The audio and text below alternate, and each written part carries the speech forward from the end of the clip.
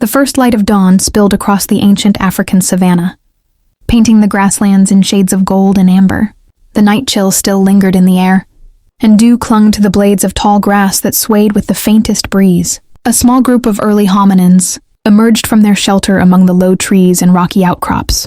They were neither fully ape nor fully human, their posture caught between two worlds, knuckles brushing the earth at times, but legs pushing them upright with growing confidence. Their eyes, wide and alert, scanned the open plains. Survival here was never promised. A low growl in the distance reminded them of what prowled beyond the horizon.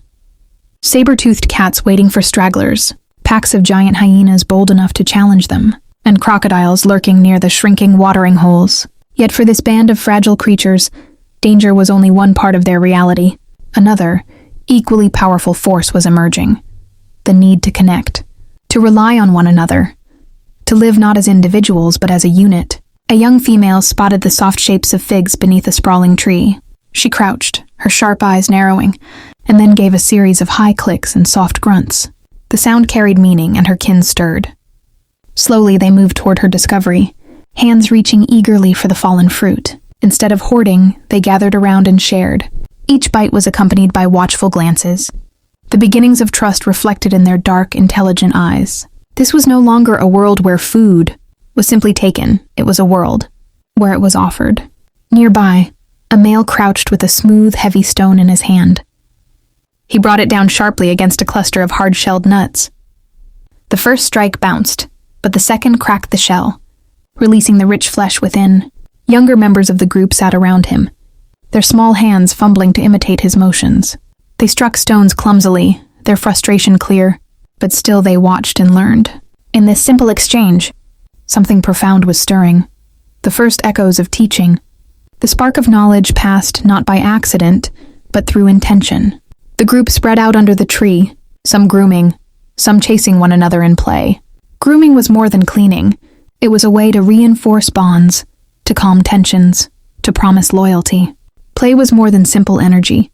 It was practice for survival, a rehearsal of strength and speed that would one day keep them alive. At the center of it all sat the oldest female. Her fur was graying, her movements slower, but her eyes carried memory. She knew which streams still held water long after the rains ended, which berries healed wounds, which paths circled around the dens of predators.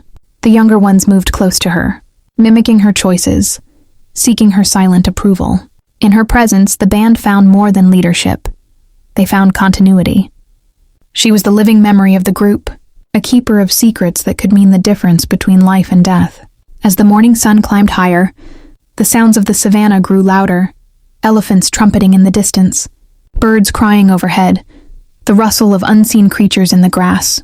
Yet above all this noise, a different sound carried through the air, the soft chatter of the band, clicks and grunts that stitched them together. In those sounds lay the earliest forms of communication, fragile but powerful, shaping their world as much as the sharpest claw or strongest jaw. The sun sank low over the horizon, painting the ancient sky in deep shades of crimson and violet. Heat still radiated from the cracked earth, but shadows lengthened across the savanna, bringing with them the creeping fear of night. The small band of hominins moved quickly toward the rocky cliffs, their steps uneven yet purposeful, their heads turning constantly to scan for danger. They knew instinctively that darkness belonged to others. Lions, with golden eyes that glowed in the twilight, packs of hyenas ready to harass and tear, serpents coiled silently in the tall grass. The cliffs, with their shallow caves and jagged walls, offered a fragile but necessary safety. They climbed with clumsy precision, hands gripping rough stone, bare feet digging into crevices. When they finally reached a sheltered ledge, they gathered close together, their bodies brushing as they settled. The youngest nestled against their mothers, tiny fingers tugging at fur, eyes half shut in drowsy comfort. A faint wind carried the heavy scent of smoke. Far on the horizon, lightning from a passing storm had sparked a wildfire. The orange glow pulsed in the distance like some strange living creature, a thing both frightening and mesmerizing. One of the younger males wandered from the group and discovered a charred stick left from an earlier blaze. He lifted it curiously, the blackened wood still holding the faint red of a dying ember. He waved it in the air, watching as sparks flared briefly before vanishing into the night. Fascination widened his eyes. Others crept closer, drawn by the glow, murmuring low grunts and clicks that betrayed their shared interest. They reached out but recoiled, their fear battling with curiosity. In that flicker of light, they felt something they could not name. A sense of power, of mystery, of possibility. The ember dimmed, but the memory of its glow would remain. The seeds of fire's mastery were planted in that moment of wonder. As night wrapped itself over the cliffs, the band began their rituals of safety and comfort. They grunted softly to one another, settling disputes with gestures and calming touches. A mother rocked her infant rhythmically, humming a primitive tune of deep throaty sounds. Though unformed, the rhythm soothed, carrying the essence of what would one day become song. Nearby, 2 juveniles groomed each other, carefully plucking parasites, their patience a silent promise of loyalty. The act bound them closer, as important as any food or shelter. The sky above glittered with unfamiliar constellations, brilliant stars stretching across a world untouched by human understanding.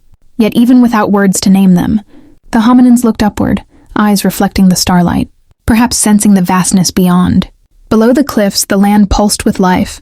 Lions roared, hyenas laughed their eerie cries, and jackals yipped as they searched for prey. Predators prowled restlessly, but the band, pressed close together, was beyond reach for now. The night grew colder, and their shared warmth became their shield. In the tight circle of bodies, they found security not in strength but in connection. Without realizing it, they were shaping the fabric of humanity. The instinct to care, to teach, to wonder, and to stay close in the face of fear. The predators below ruled with teeth and claw, but the creatures on the cliff were discovering a different kind of power, the strength of belonging.